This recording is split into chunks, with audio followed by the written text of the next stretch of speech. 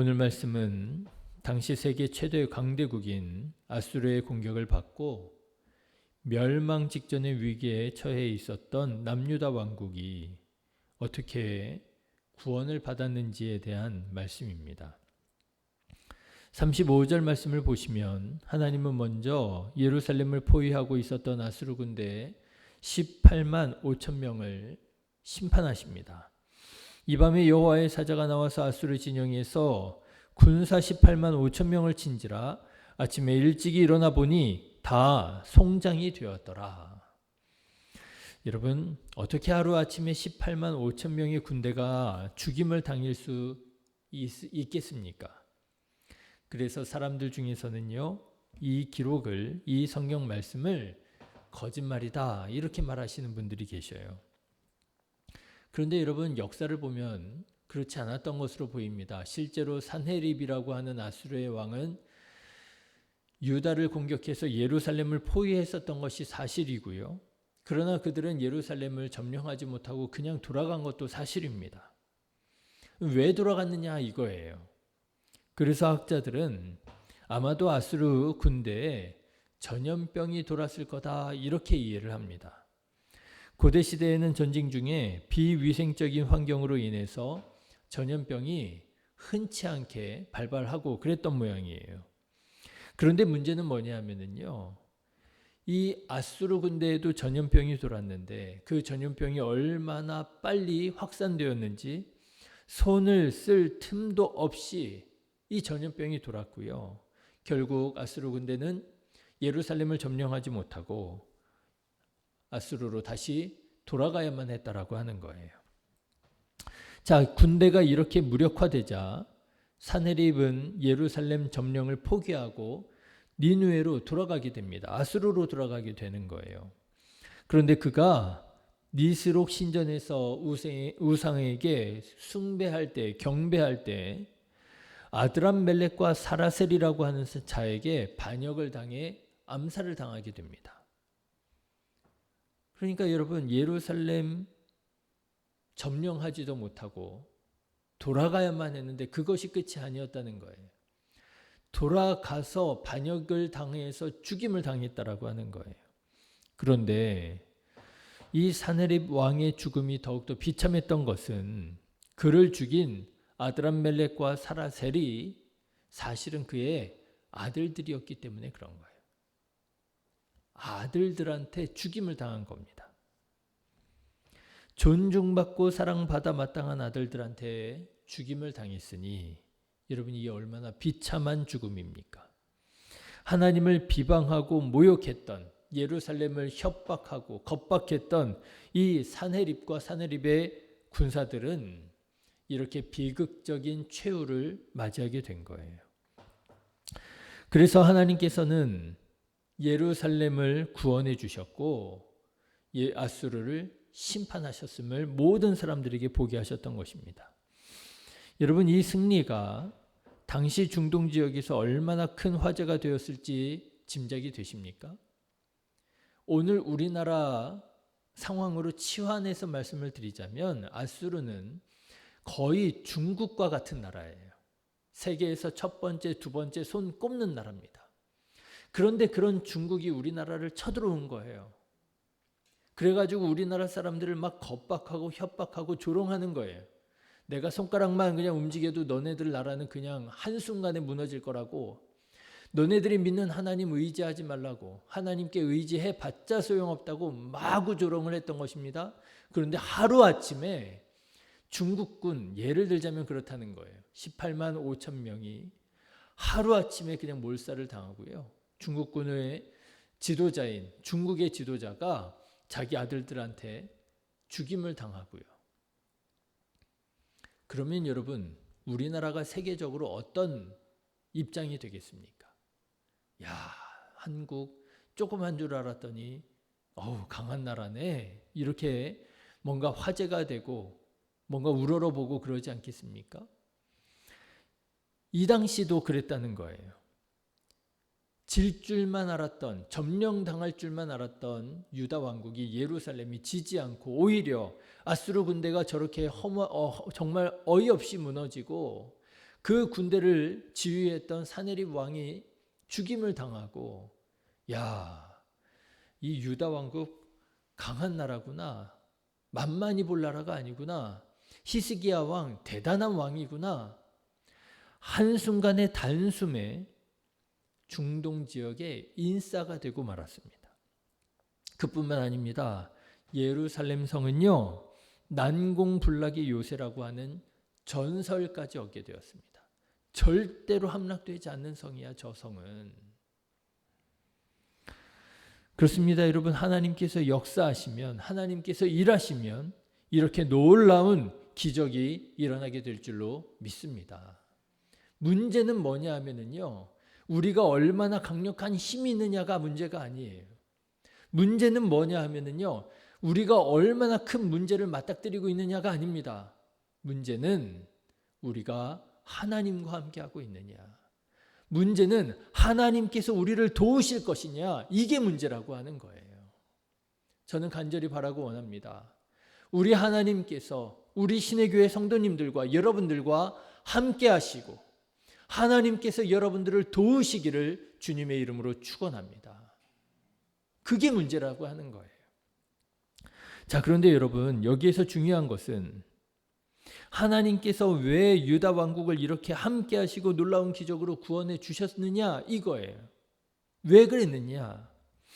성경을 보니까 하나님께서는요, 이런 기적을, 이런 구원을 아무 때나 아무에게나 이루시지 않으시더라고요. 여러분 기억하십니까? 북이스라엘도 하나님께서 선택하신 이스라엘 민족들 아닙니까? 그런데 북이스라엘의 마지막 왕 호세아를 생각해 보십시오. 호세아도요, 똑같이 아수르에게 공격을 받았습니다. 북이스라엘도 하나님의 선택하신 아브라함의 후손들입니다. 똑같습니다. 그런데 하나님께서는 북이스라엘이 멸망당할 때 구원해 주시지 않으셨어요. 아수르 군대 물리쳐 주시지 않았습니다. 그런데 똑같은 이스라엘 민족이고 똑같은 아수르의 공격인데 하나님께서는 이번에는 유다 왕국의 히스기야는 놀랍도록 구원해 주시더라고 하는 거예요. 여러분 이상하지 않습니까? 왜 북이스라엘은 구원해 주시지 않고 왜 남유다는 구원해 주셨느냐? 똑같은 상황입니다. 똑같은 문제입니다. 여러분 이렇게 생각해 보십시오. 같은 교회를 다닙니다. 한 하나님을 믿습니다. 똑같은 문제를 당하게 되었어요. 그런데 한 사람은 하나님께서 구원해 주시는 거예요. 문제를 해결해 주시는 거예요. 복을 내려 주시는 거예요. 그런데 똑같은 교회를 다니고 똑같은 하나님을 믿는데 이 사람은 하나님께서 구원을 받지 못하는 거예요. 하나님의 사랑을 경험하지 못하는 거예요. 하나님의 복을 누리지 못하는 거예요. 왜 그러는 것일까요? 그 이유는 기도에 있었습니다. 기도 때문이었어요. 여러분 북이스라엘의 호세아는 아수르의 침략을 당했을 때 하나님께 기도하지 않았습니다. 하나님을 믿는 하나님의 나라라고 하는 북이스라엘이었지만 왕이었지만 그는 하나님께 기도하지 않았어요. 기도해야 할 시간에 기도하지 않고 뭐 했느냐? 이집트의 도움을 요청합니다. 우리를 좀 도와달라고. 지금 저 강한 나라가 우리를 쳐들어왔는데 제발 좀 우리를 구원해 달라고. 여러분 우리나라도 그럴 가능성이 있지 않습니까? 혹시라도 그런 일은 있을 수도 없고 또 있어서도 안 되지만 중국이 우리나라를 쳐들어왔다고 생각해 보세요. 우리 당장 뭐 하겠습니까? 미국한테, 그렇죠? 우리 좀 도와달라고. 중국이 우리 쳐들어왔다고. 당연한 것 같잖아요. 근데 여러분 신앙적으로는 그렇지 않았다는 거예요. 신앙적으로 우리 그리스도인들이 가장 먼저 해야 될 일은 뭐라고요? 하나님께 기도하는 일이라고 하는 거예요. 그런데 호세아는 하나님의 도우심을 구하지 않습니다. 기도하지 않습니다. 그래서 하나님께서 일하기 원하셔도 구원하기 원하셔도 구원을 베푸실 수가 없었던 거예요. 그렇지만 반면에 남유다의 히스기야는 기도했습니다. 다른 점이 있다면 이 한 가지 사실이에요. 히스기야는 기도했어요. 물론 히스기야도 처음에는 실수했습니다. 하나님께 기도하지 못했습니다. 아수르의 위력 앞에 굴복하고 예물을 드려서 어떻게 해서든지 모면하려고 하는 인간적인 생각, 인간적인 방법을 동원했었습니다. 그런데 그게 잘 먹히지 않자 금방 정신을 차려요. 이게 이렇게 해서 될 일이 아니로구나. 이게 이렇게 인간적인 방법 동원해가지고 이 문제가 해결될 문제가 아니구나. 그리고 정신을 차린 히스기야는 어디에 집중하느냐? 기도에 집중합니다. 자, 여러분 4절 말씀을 한번 보십시오. 4절 말씀을 보면 히스기야가 정신을 차리자마자 이 일을 합니다. 같이 읽어보실까요? 랍사게가 그의 주 아수르 왕의 보냄을 받고 와서 살아계신 하나님을 비방하였으니 당신의 하나님 여호와께서 혹시 그의 말을 들으셨을지라 당신의 하나님 여호와께서 그 들으신 말 때문에 꾸짖으실 듯하니 당신은 이 남아있는 자들을 위하여 기도하소서 하더이다 하니라. 누구한테 보내는 편지예요? 이사야 선지자에게 보내는 편지예요. 이사야 선지자님, 지금 무슨 일이 일어나고 있는지 아시지요? 우리가 지금 어떤 문제 앞에 있는지 아시지요? 뭐 해달라고요? 우리를 위해서 기도해 주십시오. 기도해 달라고 중보를 요청하는 거예요. 그리고 히스기야는 중보 기도만 요청하고 끝난 것이 아닙니다. 그 자신이 직접 여호와의 전에 들어가서 하나님 앞에 엎드립니다. 여러분 15절 말씀을 한번 보십시오. 같이 읽어보실까요? 그 앞에서 히스기야가 기도하여 이르되 그룹들 위에 계신 이스라엘의 하나님 여호와여 주는 천하 만국의 홀로 하나님이시라 주께서 천지를 만드셨나이다. 히스기야가 전에 들어가서 엎드려 기도합니다. 19절 말씀을 한번 보십시오. 우리 하나님 여호와여 원하건대 이제 우리를 그의 손에서 구원하옵소서. 그리하시면 천하 만국이 주 여호와가 홀로 하나님이신 줄 알리이다. 하나님께 기도해요. 여러분 북이스라엘과 남유다의 차이가 뭔지 아십니까? 물론 여러 가지 차이를 말할 수 있을 것입니다. 그런데요, 그 가장 결정적인 차이는 뭐냐? 어려움 당했을 때, 문제가 있을 때 북이스라엘은 기도하지 않았습니다. 호세아는 기도하지 않았습니다. 그런데 남유다는 기도했습니다. 히스기야는 하나님 앞에 엎드려 철저하게 엎드려 기도하고요. 하나님의 선지자 이사야에게 서신을 보내서 우리를 위해서 기도해달라고 중보를 요청합니다. 기도에 집중합니다. 여러분 이것이 결정적인 차이예요. 하나님께서는 왜 북이스라엘은 호세아는 구원하시지 않고 왜 남유다는 히스기야는 구원하셨느냐? 어떻게 해서 예루살렘은 난공불락이라고 하는 전설을 얻게 되고 히스기야는 고대 중동 세계에서 인싸가 될 정도로 놀라운 구원을 받게 되었느냐?